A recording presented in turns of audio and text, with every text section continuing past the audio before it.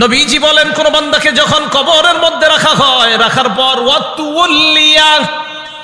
আমাকে আপনাকে মরণের পর যখন বাসতলায় রেখে আসা হবে, আসার পর তুয়াল্লিয়া, আমাকে আপনাকে যখন পিছনে রাইখা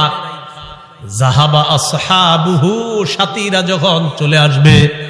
একবার কল্পনা আলেন, রাতের বেলা বিছানায় যখন বালিশে যখন মাথাটা লাগানোর পর কল্পনা করেন আমি মারা গেলাম, যাওয়ার পর বাসতলায় কোন কবরের মধ্যে আমাকে রেখে আমার আত্মীয় স্বজন চলে আসছে, ব্যাপারটা কেমন একটু চিন্তা করেন। আল্লাহ নবী কয়, কোন ব্যক্তিকে কবরের মধ্যে রাখার পর তুয়াল্লিয়া, কবরটা পিছনে রাইখা যাবা আসহাবুহু, যখন তার সাথীরা চলে আসে, বাবা চলে আসে, ভাই চলে আসে, সন্তানরা চলে আসে, আত্মীয় স্বজন সবাই চলে আসে, আল্লাহ নবী বলেন বেশি দূর যায় না, হাত্তা ইন্নাহু লা ইয়াসমাউ কুরআনি আলিহিম, আমরা যে হাইটা হাইটা আসি, আমাদের হাঁটার পায়ের জুতার আওয়াজগুলা ওই কবরবাসী শুনতে পায়।